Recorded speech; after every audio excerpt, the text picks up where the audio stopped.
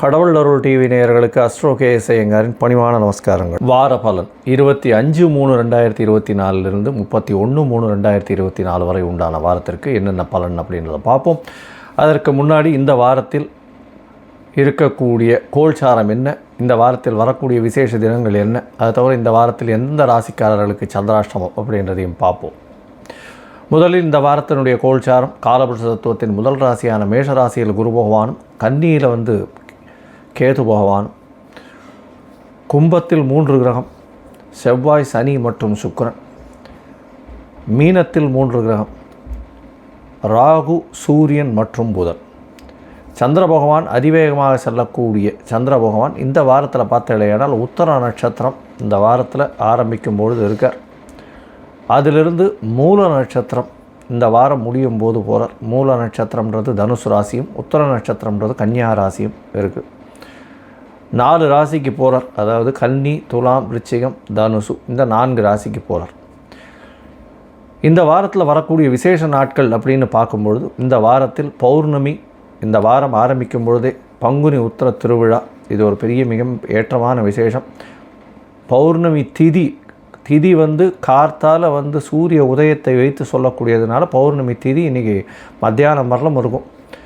அதற்கு பிறகு பிரதம திதி, கிருஷ்ணபக்ஷ பிரதம.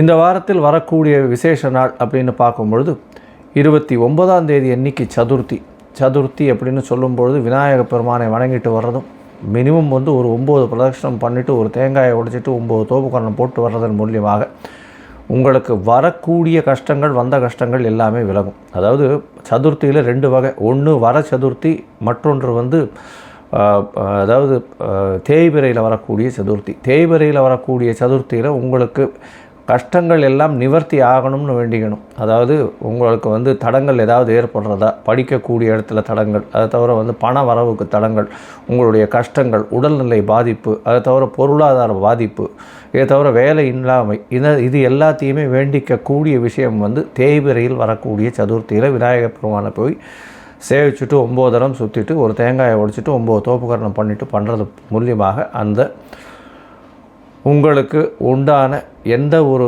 தோஷமும் அல்லாமல் உங்களுக்கு உண்டான கஷ்டங்கள் நீங்கக்கூடிய பாக்கியம் உண்டாகும். வளர்பிறையில் பார்த்தீங்கன்னால் வர சதுர்த்தி அப்படின்னு பேர். வர சதுர்த்தி அப்படின்னு சொல்லும்போது வரங்களை கொடுக்கக்கூடிய சதுர்த்தி அது. அதாவது நீங்கள் என்னென்னலாம் வேணும்னு கேட்கணும். அதாவது எனக்கு திருமணத்திற்கு நல்ல இதுவை கொடு, ஏற்றமான உத்தியோகத்தை கொடு, அந்த மாதிரியான விஷயங்களை கேட்கணும். கஷ்டங்கள் நீக்கக்கூடியது சங்கட ஹர சதுர்த்தி. வர சதுர்த்தி வளர்பிறையில் வர்றது. இப்போ வர்றது சங்கட ஹர சதுர்த்தி அப்படின்னு சொல்லக்கூடியது, சங்கடங்களை போக்கக்கூடிய சதுர்த்தி. சரி, அதற்கு பிறகு பார்த்தீங்கன்னா ஞாயிற்றுக்கிழமை, அதாவது 31ஆம் தேதி அன்றைக்கி சஷ்டி திதி. சஷ்டி அப்படின்னு சொல்லும் பொழுதே முருகப்பெருமானுக்கு ஒரு மிகப்பெரிய விசேஷமான நாள். சஷ்டியில் விரதம் இருந்தால் அகப்பையில் நிச்சயமாக குழந்தை பாக்கியம் ஏற்படும் அப்படின்றது விசேஷம். அதனால் இந்த காலகட்டத்தில், அதாவது சஷ்டி திதி, எல்லா சஷ்டி திதிகளிலும் விரதம் இருக்கிறது ரொம்பவும் விசேஷம். குழந்தை பிராப்தி வேணும்னு பார்க்குறவங்க, அதை தவிர எதிரிகள் அற்ற நிலை இருக்கணும் அப்படின்னு நினைக்கிறவங்க, அதை தவிர கஷ்டங்கள் போகணும்னு நினைக்கிறவா சஷ்டி திதியை முக்கியமாக கொண்டாடணும். சஷ்டி திதியில் விரதம் சாயந்தரம் முருகப்பெருமானின் அபிஷேகம் அது எல்லாத்தையும் பார்த்துட்டு அதற்கு பிறகு தான் போஜனம் செய்யணும். அது மாதிரி சஷ்டி திதியில் விரதம் இருப்பாள். இந்த வாரத்தில் பார்த்தீங்கன்னா எந்தெந்த ராசிக்காரர்களுக்கு சந்திராஷ்டமம் அப்படின்னு பார்க்கும்போது கும்பம், மீனம், மேஷம், ரிஷபம் இந்த 4 ராசிக்காரர்களுக்கு சந்திராஷ்டமம். சந்திராஷ்டமம்னா உங்களுடைய பிறந்த ராசியிலிருந்து 8ஆம் இடத்தில் சந்திர பகவான் மறையும் பொழுது சந்திராஷ்டமம்னு சொல்கிறோம். ஏன் சந்திராஷ்டமம் இவ்வளோ முக்கியத்துவம் பெறுறது அப்படின்னா, சந்திர பகவான் மதிக்காரகன். அவன் மறைந்திருக்கக்கூடிய காலகட்டத்தில் தவறான முடிவுகள் எடுக்கக்கூடும். அதனால் புதிய முயற்சிகள் வேண்டாம், வெளியூர் வெளிமாநில பிரயாணம் வேண்டாம், தேவையற்ற யாருக்கு ஜாமீன் கையெழுத்து போடுறது, இந்த மாதிரியான விஷயங்கள் பண்ணாதீங்க. சரி, இந்த வாரத்தில் பார்த்தீங்கன்னா மேஷம் முதல் மீனம் வரை 25/3/2024 31/3/2024 வரை எப்படி இருக்குது அப்படின்றத பார்ப்போம். அதற்கு முன்னாடி என்னுடைய மொபைல் நம்பர் ஸ்க்ராலிங்கில் வந்துட்டுருக்கோம். உங்களுக்கு அஸ்ட்ராலஜிக்கல் கன்சல்ட் தேவைப்பட்டதுன்னா நீங்கள் எனக்கு ஃபோன் பண்ணிவிட்டு ஃபோன் பண்ணுங்க, உங்களுக்கு அப்பாயின்மெண்ட் தரேன்.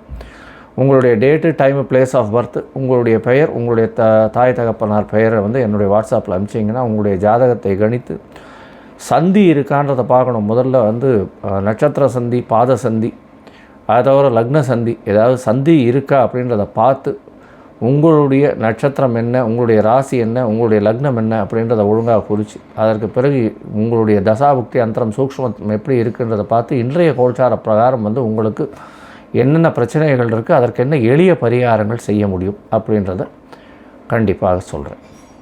சரி, இப்போ மேஷம் முதல் மீனம் வரை 25/3/2024 31/3/2004 வரலும் எப்படி இருக்குது அப்படின்றத பார்க்கலாம். துலாம், சித்திரை, சுவாதி, விசாகம் இந்த 3 நட்சத்திரம் 9 பாதங்களை கொண்ட ராசி. ராசியின் அதிபதினு சொல்லக்கூடியவர் சுக்கிர பகவான்.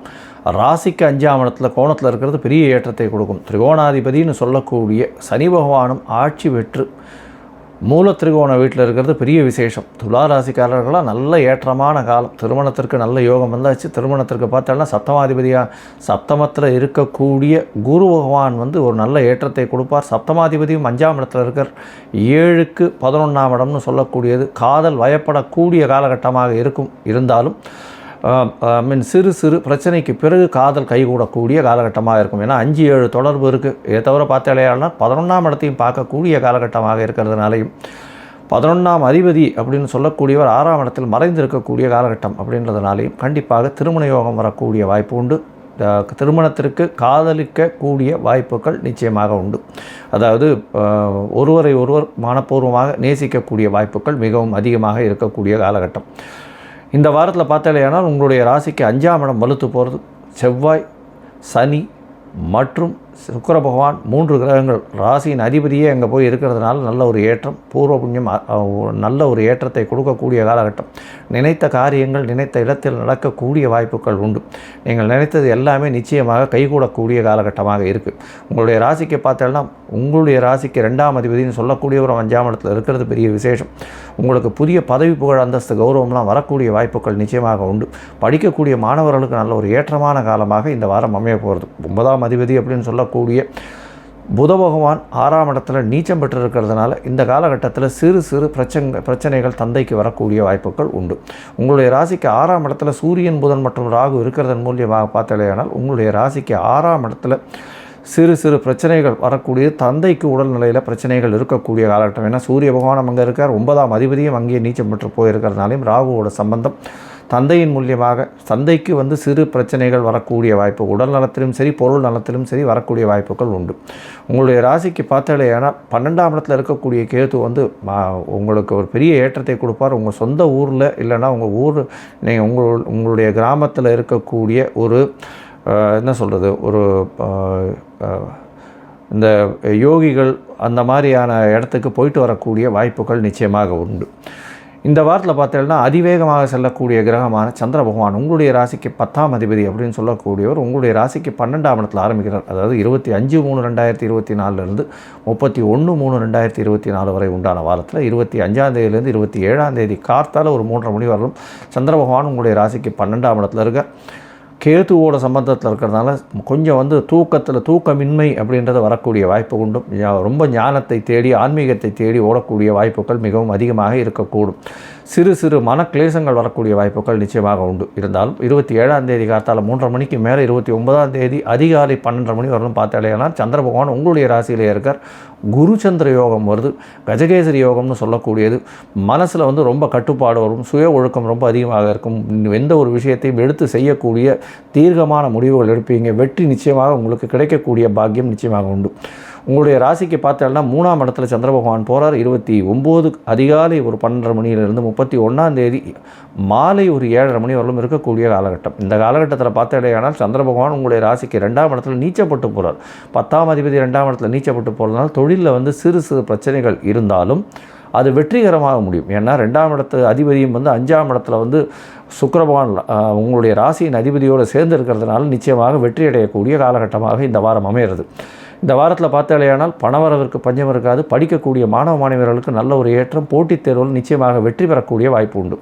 துலா ராசிக்காரர்கள் அதுவும் வந்து பார்த்தாலும் இந்த காம்படிட்டிவ் எக்ஸாம்ஸில் நிச்சயமாக இந்த வாட்டி வின் பண்ணியே தருவாங்க.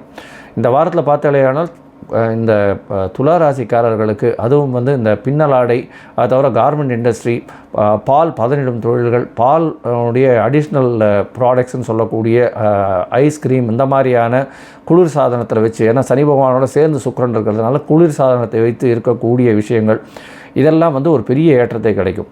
இந்த வாரத்தில் பார்த்தாலேயானால் உங்களுடைய ராசிக்கு இந்த அதாவது கலைத்துறையில் இருக்கிறவர்களுக்கு பெரிய ஏற்றம் கிடைக்கக்கூடிய காலகட்டமாக இருக்கும். அது தவிர பொற்கொள்ளர்களுக்கு ஒரு பெரிய ஏற்றம் கிடைக்கும். வைர வியாபாரிகளுக்கு ஒரு பெரிய ஏற்றம் கிடைக்கக்கூடிய காலகட்டமாக இருக்கும். இந்த பேப்பரில் எழுதுகிறவங்க, பேப்பர் சார்ந்து தொழில் நடத்தவங்க, அவங்களுக்கு ஒரு பெரிய ஏற்றம் கிடைக்கக்கூடிய காலகட்டமாக இந்த வாரம் அமைய போகிறது.